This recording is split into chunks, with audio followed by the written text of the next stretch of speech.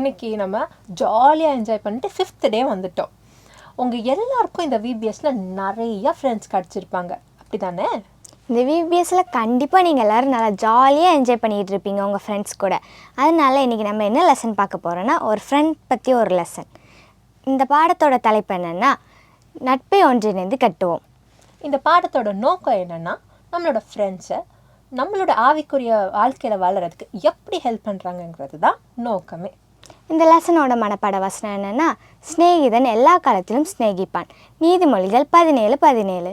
Okay, இந்த லெசனோட பாடச்சுருக்கம் என்ன அப்படின்னா, யாரை பற்றி பார்க்க போகிறோம் அப்படின்னா, யோபு பற்றி பார்க்க போகிறோம். யோபும் அவனோட ஃப்ரெண்ட்ஸும். யோபு கர்த்தருக்கு பயந்து நடந்தான். அவன்கிட்ட எல்லாமே இருந்துச்சு. ஆனால் சத்ரு அவனை சோதிக்கும் போது அவனை விட்டு எல்லாமே போயிடுச்சு. அவனும் ரொம்ப உடம்பு முடியாமல் ஆகிட்டான். அப்போ அவனுக்கு கஷ்டமாக இருக்கும்போது அவனோட ஃப்ரெண்ட்ஸ் அவனை பார்க்க வராங்க. அவனுக்கு ரொம்ப கஷ்டமாக இருக்கவும் அவன் ஃப்ரெண்ட்ஸு அவனை ரொம்ப நிந்திக்க ஆரம்பிச்சிட்டாங்க, அவனை விட்டு போயிட்டாங்க. ஆனால் யோபு அப்படிப்பட்ட ஃப்ரெண்டாக இல்லை. அவங்களுக்கு கஷ்டப்படும் போது அவங்களுக்காக ப்ரேயர் பண்ணுற நல்ல ஃப்ரெண்டாக இருந்தான். நம்மளோட நட்பு நமக்கு எப்படி இருக்காது, நமக்கு பலமாக இருக்குதா இல்லை பலவீனமாக இருக்குதா அப்படிங்கிறத தான் இந்த லெசனில் நம்ம பார்க்க போகிறோம். Hi friends. Hello friends.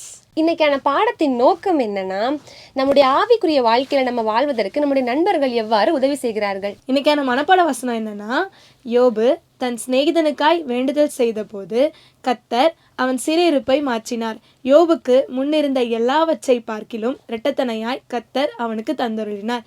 யோபு 42:10. இன்னைக்கான பாடத்தில் நம்ம யாரை பற்றி பார்க்க போகிறோம் அப்படின்னா, யோபுவை பற்றியும் அவனோட நண்பர்களை பற்றியும் தான் நம்ம பார்க்க போகிறோம். யோபு செல்வந்தனாக வாழ்ந்து வந்தான். அவனை சாத்தான் சோதிச்சு அவர் கஷ்டப்படும் பொழுது அவருடைய நண்பர்கள் அவரை சந்திக்கும்படியாய் வந்தார்கள். நமக்கும் அப்படி தான். நம்முடைய லைஃப்பில் நம்ம லோன்லியாக ஃபீல் பண்ணும்போது, சேடாக இருக்கும் பொழுது நமக்கும் ஒரு பெஸ்ட் ஃப்ரெண்ட் இருக்காரு. அதுதான் நம்ம ஏசப்பா. இன்னைக்கான பாடத்தில் நம்ம அதை பற்றி தான் படிக்க போகிறோம். இன்னைக்கு நம்ம பாடத்தோட தலைப்பு படித்தாச்சு, பாடத்தோட மனப்பாட வசனம் படித்தாச்சு, நோக்கம் படித்தாச்சு, பாடத்தோட சுருக்கம் படித்தாச்சு. இப்போது நம்ம சாங்க்கு போகலாமா ஃப்ரெண்ட்ஸ்? போகலாம்.